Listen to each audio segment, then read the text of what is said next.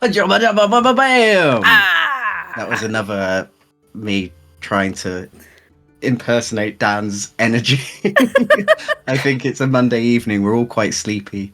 But we are here for the very last Algernon's Angels.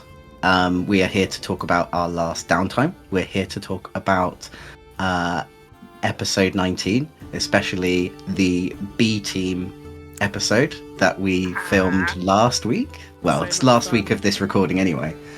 So yeah, we're here to talk about how we're going to go into the very last episode, the finale of Elysia Rising. So let's start off with our last downtime, because we usually do these before a downtime. So the last Algernon's Angels we did was before our very last downtime, and obviously quite a lot happened. So A few things. I guess we want to... Who started off? Who started off the downtime? It was probably... I think it was Atta. Did Atta start the downtime? No, well, I don't think so. in the sense of our kind of scenes where we were wrapping up bits of our characters' stories, do you mean? My first note is you, Nate, as Kavrin Okay. finding Dorothea Yeah. destitute. I think because we did have a chat with Dan about what we wanted to tie up, like any Yeah. loose ends, and I definitely said that I wanted to tie up the loose end with Dorothea, and I was not sure how he was going to play that out, so that was good. Yeah, it was interesting because I didn't want Kavrin to sort of fully forgive her for what she's probably done to him in his life, but felt like it was a nice little step towards it, maybe. So yeah. Yeah, it was quite nice with the whole power differential kind of flipped, and you reaching out to help her up, despite the fact that, of course, you know. Oh yeah, There's I was still all fully that prepared to tell her to go do one, history. but It just shows what a good person Kavrin is at heart, It that he does. can push all that history aside and still show compassion, even though he They've doesn't been- like her. The two dragons sent Dorothea, and well, I guess we've got sexy dragons sent now. yeah. As well. But they've been such an interesting contrast, and it kind of makes me think of like gifted children. It's like oh, whoops! Sorry, I did a there we thing. go. I did a thing that my computer does when I do this. But like Dorothea, like hard went obedience, and Kavrin hard went disobedience. Like when you're both like special in that sense. I think they've been such interesting characters to kind of have that Yeah. kind of dynamic of having your world kind of crash around you as well. Yeah, I like to think that character. Kavrin doesn't actually know very many dragon scents either, like, besides from himself and probably Dorothea, and now Vaughn, there's probably very little few, especially in Elysia, that he knows. So that's just quite a nice dynamic to play with.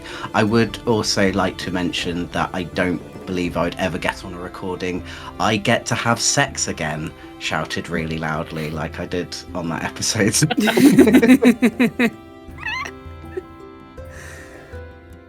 Yeah. So who was next after that? I believe it was you. Magpie. Yeah.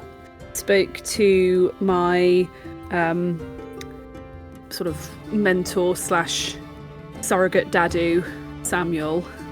Just had a bit of a heart-to-heart, really, about the fact that being kicked out of her noble family home had kind of forced her down a more authentic path than the one she was on before.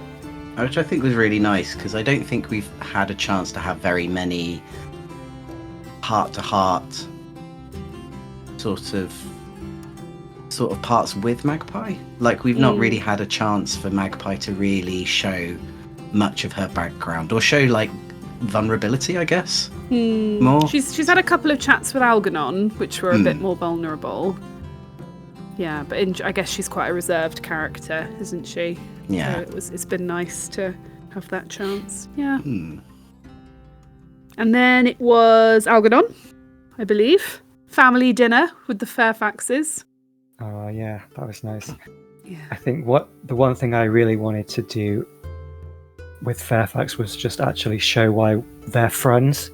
Like, I'm not using him for once. I just wanted to actually go there and ask for some sincere, like, advice from a friend. Mm.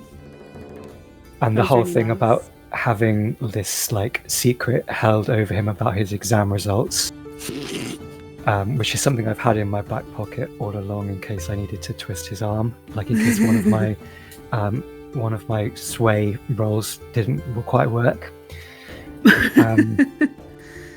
But I think the whole thing with Devera coming back into his life and revealing herself as this sort of secret guardian angel who's been pulling Algie's strings for so long, it's made Algie realise that's what he's been doing to Fairfax and some of the other people in his life, and he doesn't like it. So I think that was just a way to like just finish that relationship on a good note and get some like cute role play in with my old boy. It was so cute. I loved it. It was very cute. I feel like Algernon never like switches off, but even in the dinner there, Algernon was still like on. Do you know what I mean? It's like it's a very layered and complex character.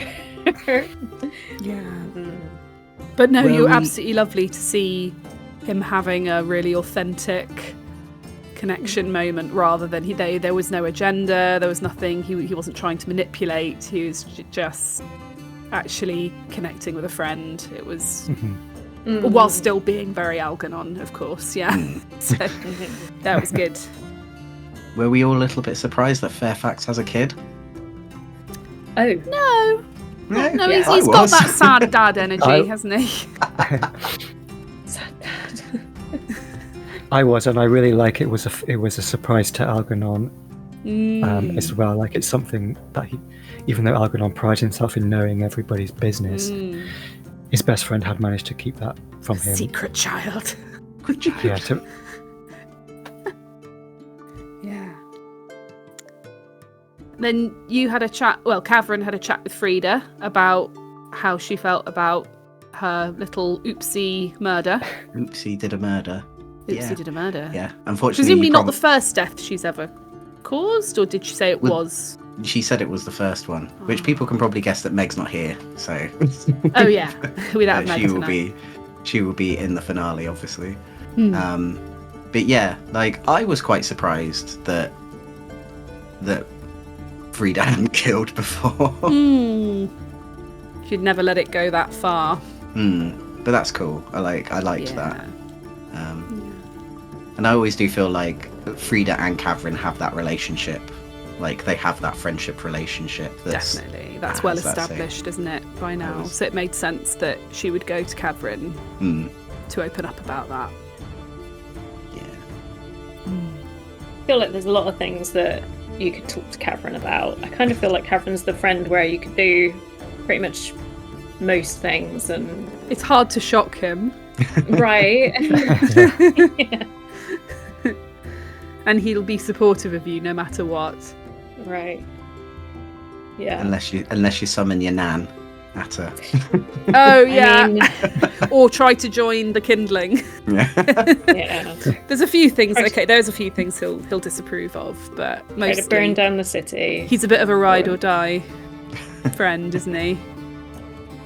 So how did Atta feel about summoning her grandma? Oh.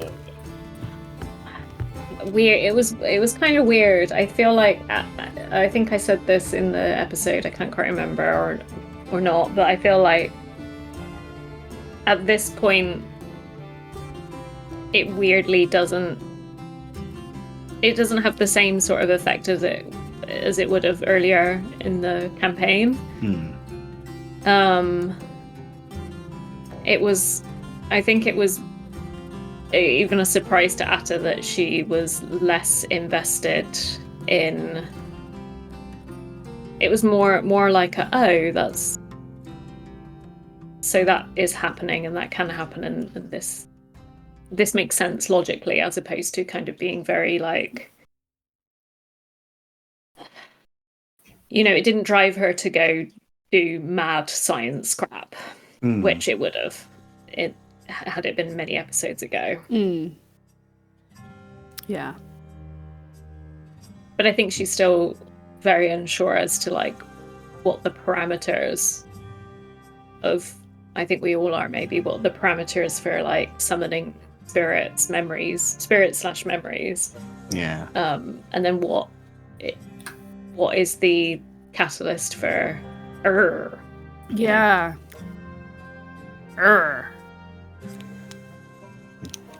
But I think I also went to Lorenzo and got healed.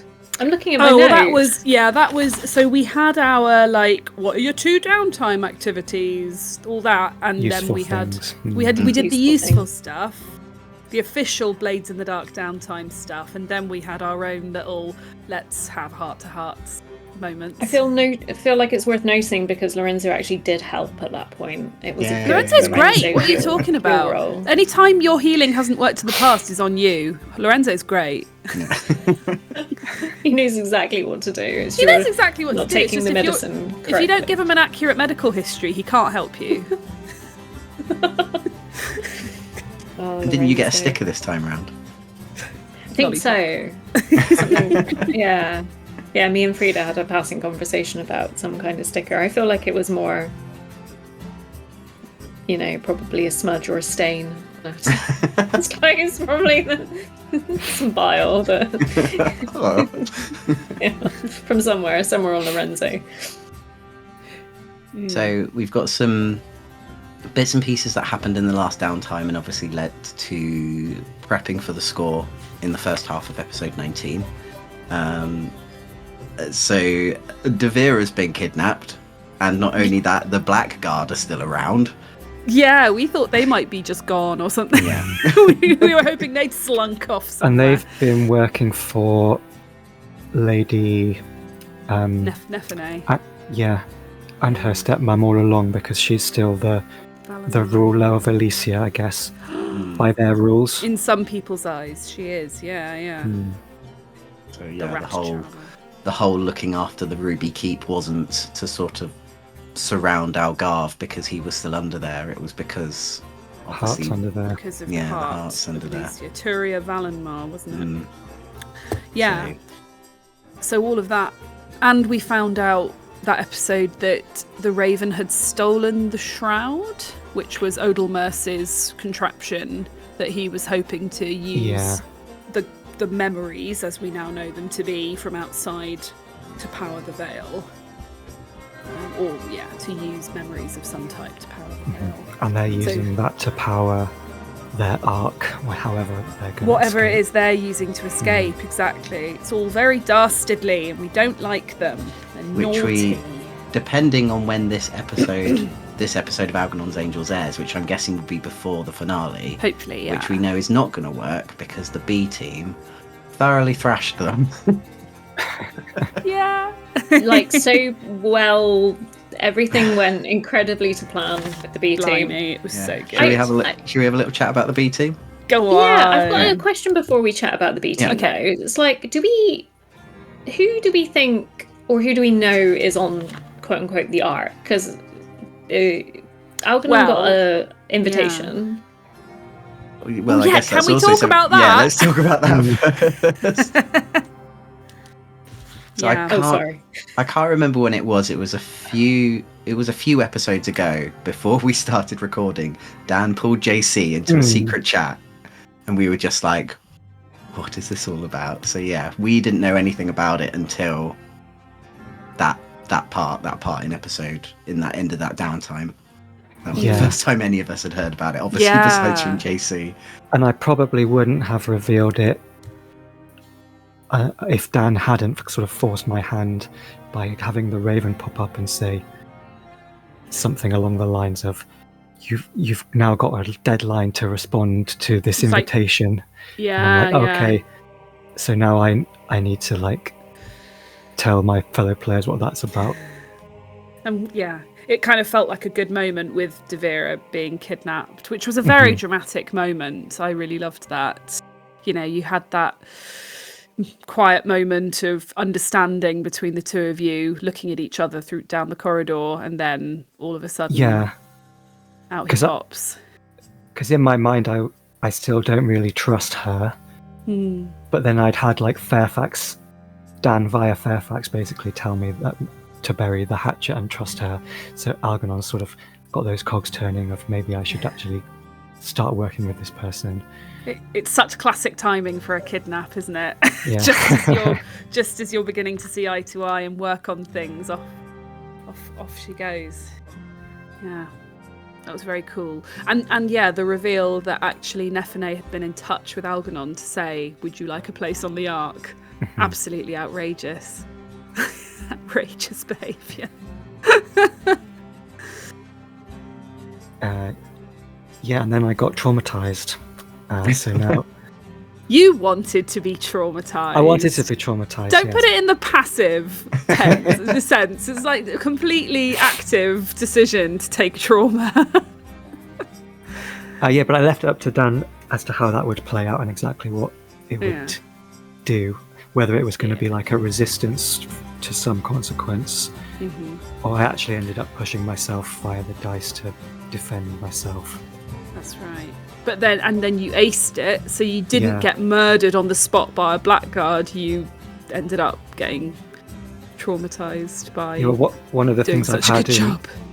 One of the things I've had for Algernon all along is that he has some kind of secret training where he can fight using one arm and a stick from his days in the military. And that got used to defend himself. So now he's traumatized and he is unstable, I think was the one I picked.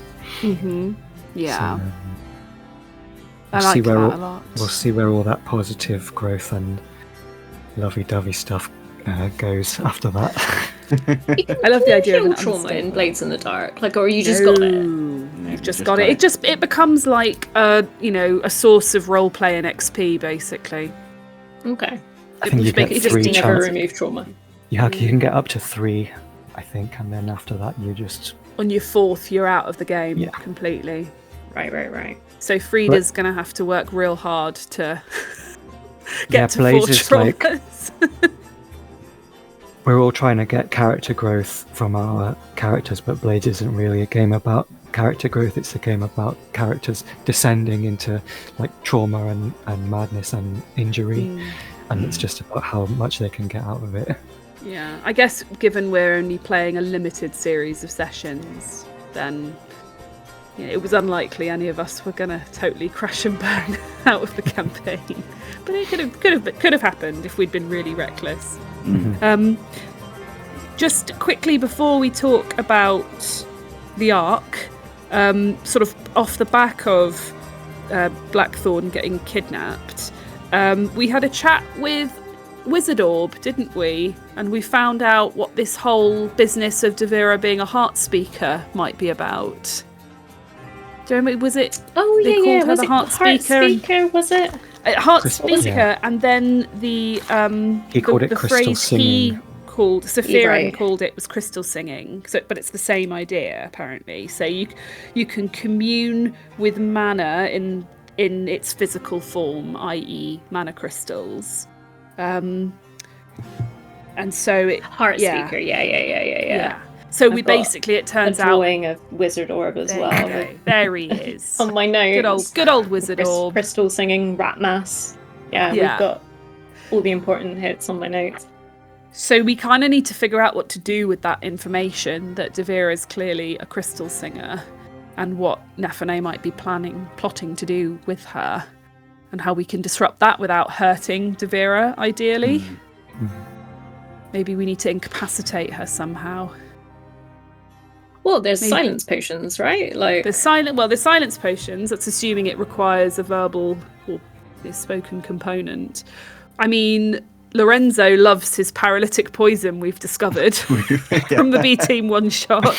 Maybe we could do that to Devira. True. Ask Lorenzo Lorenzo's for a bit freaky.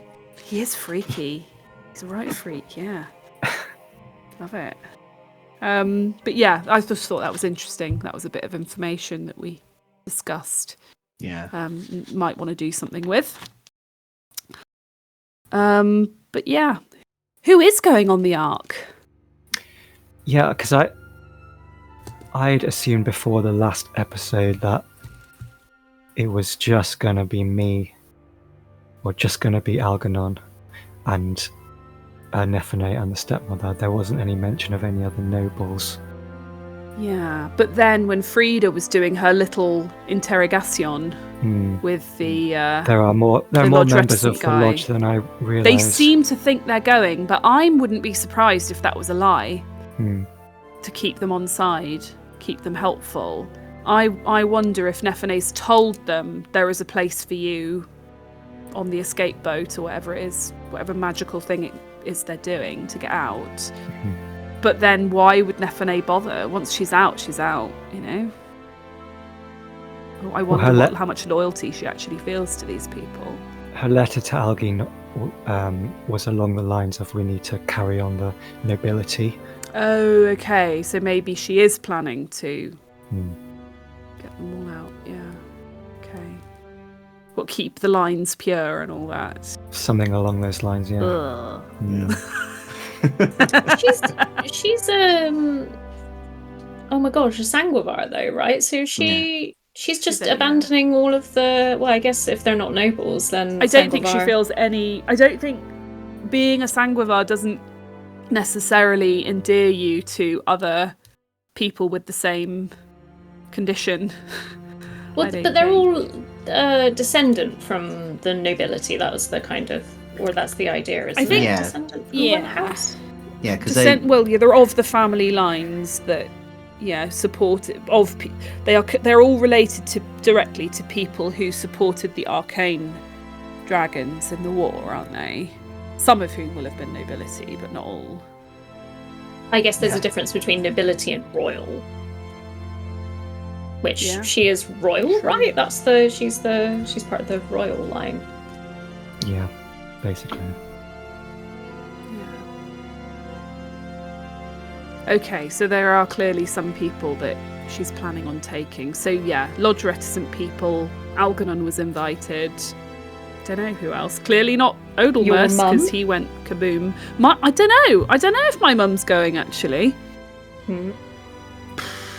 Be like her, wouldn't it? Utterly oblivious. She probably doesn't even know that, she hasn't even thought about the fact that they'd be abandoning everyone else. I can't quite remember from the conversation that they both had, but Algernon and Devera, like, this was before the kidnapping scene. They had like a brief tete-a-tete. Yeah, I was trying to suss out if she'd also been invited. Yeah. Okay. I couldn't quite remember whether or not it sounded like she had, or if she hadn't, or she didn't. I don't know. Well, we both speak in cryptic riddles, so yeah. It's just... Anyone's guess. Yeah. I mean, whether or not she was invited, she's there now. Mm-hmm. Yeah. She's been forcibly invited. No RSVP required. Exactly. Right. B team one shot. B team one shot. B team one shot. So much fun. Yeah, obviously we don't have Tim here either. No, Tim. But I'm like so another sad. really big thank you to him for like stepping in very quickly. Yeah. Tim, absolute legend. Tim very much. As capable, Very capable. Tom. Very capable. Very, very capable. Just to play like a generic sort of a human character who then just walks up to the big bad and shoots her in the face to finish the whole thing. It's hilarious. Absolutely iconic. Yeah. Brilliant. And just so nonchalant about it. It's just my Started off favourite with magic rock. It's the Finished way with a gun in the face. It's the way Dan was like, as you get ready to shoot Lady Null, another assassin of the Elysia appears. And Tim was just like, sure, and then carried on and shot her. Amazing. That's what makes him capable. Yeah. So and that capable. that was the perfect time to get a crit as well. It was fantastic. Did people enjoy playing their B team characters? I think Yeah, everyone had did a lot really of good fun job. playing a character who's just efficient at doing fighting and shooting and doesn't have to Yeah. think 5 steps ahead Mm. and can And- just and whip out a knife and be slippery. Aggressively Yeah. flirting with Alejandro through the gossiper's Yeah. earring. JC, in your like preparation, were you like, yeah, I'm gonna make Ruth real horny? Was that like notes? Efficient, maybe killer, sub- horny. Subconsciously, yeah. It Well, was his- great. Amazing. They've got this. All of our cohorts have got like a little pre-generated blurb, and with Roth it says he's chiseled. It's basically the only way it describes him. A chiseled sprite. Yeah. So does that mean we didn't think about the vices, obviously, for B team characters, but it'd be fun to think of what our B team characters. I vices would totally be. had- Mine just said advice. gambling. So Yeah, I think Yeah, I mine think said Dan gambling as well. pre-generated There's a bit them. Pre-gen. Oh. But what do we think our characters' vices would genuinely be? I need to look at the options for Lorenzo, but yeah, I'd love to know what y'all's are. Is it oblivion through drugs? Does he just like I'm not sure. I think sample from his own supply? maybe it is the same because what Attas is weird, isn't it? Yeah. I think it would be weird as well, but weird in a different way. A different weird. Different kind of weird. Like, yeah, I kind of think he's into sensory deprivation. Well, what with Stuff. his obsession with paralysing? Like, yeah. He's got some equipment under there. He's got some kinky tendencies. thin metal rods in his cover. Sorry. JC's like, and then, oh no. It's a good face journey. Holy moly. Oh gosh. Anyway. If anyone Yeah, doesn't B-Team get was that fun. reference, we'll tell you when you're older.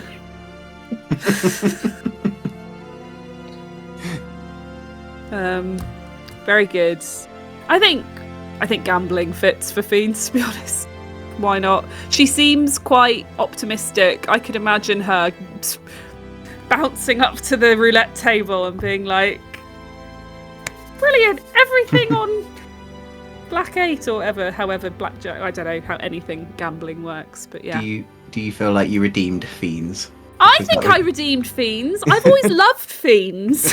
I think she's lovely. She's enthusiastic. She doesn't always get it right. She's basically me. So that's why I'm very defensive of her. But yeah, I think she did good. I think she did real good. She didn't murder any innocents with her bombs. No? She managed to put Lorenzo to sleep by mistake. No, that was Lorenzo's fault. He put To himself be to fair, sleep. that was a team. He's into He's into that. Yeah. Yeah. No, Fiends did a good job. I think Fiends was incredibly. It was like a level. I imagine that it was like a sit-down conversation. No, it's really important that the bombs goes correctly in the correct place. But yeah, I think Fiends was really good. I She think needs all to the be B team were really managed. good. She needs to be handled.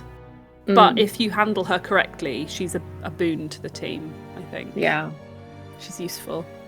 I also loved Tavarian's like rational. I'm just going to tell everyone why they shouldn't do this. I think that was great. Well, I asked Dan before, like, did we actually find out why Algarve shot Tavarian?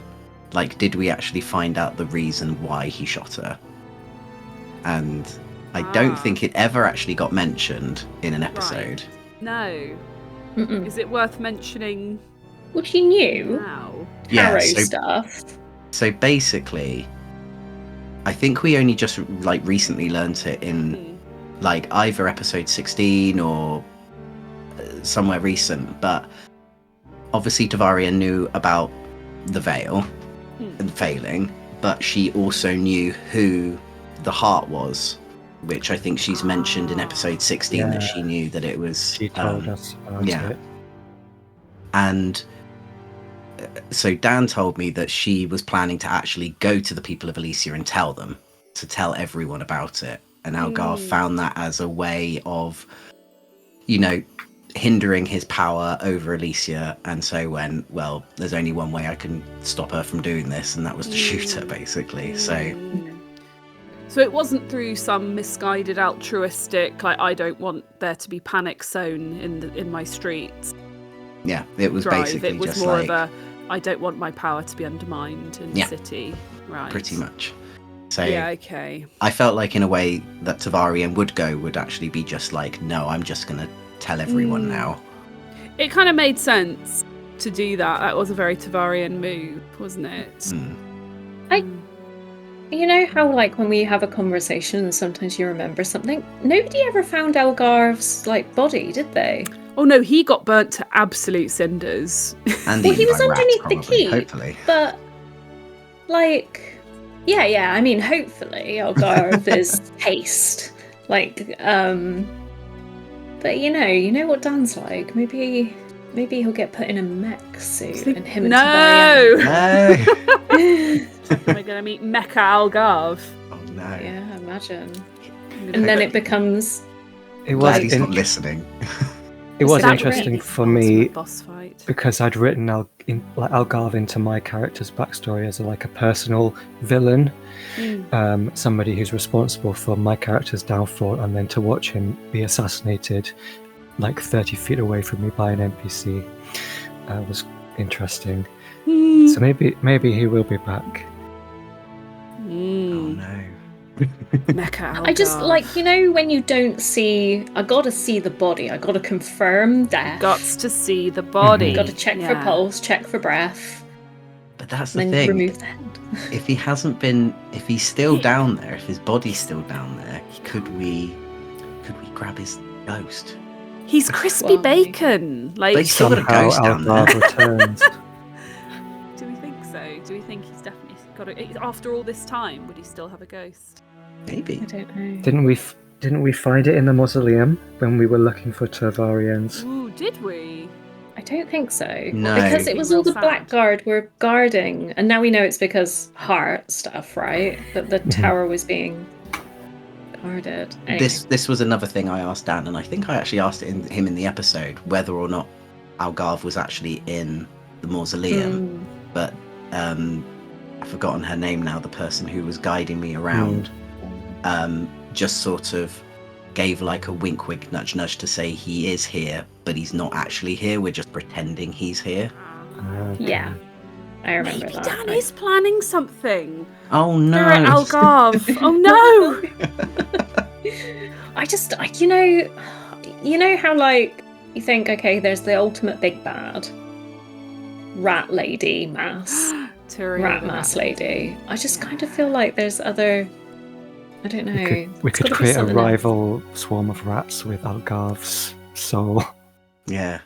No, This there's does an bring idea, up a a good- rival swarm of rats. This does bring up a really good point, which is that with the B team one shot culminating in completely overthrowing and ending the Ilnashi in their plot to garner spirits to power Nephine's arc.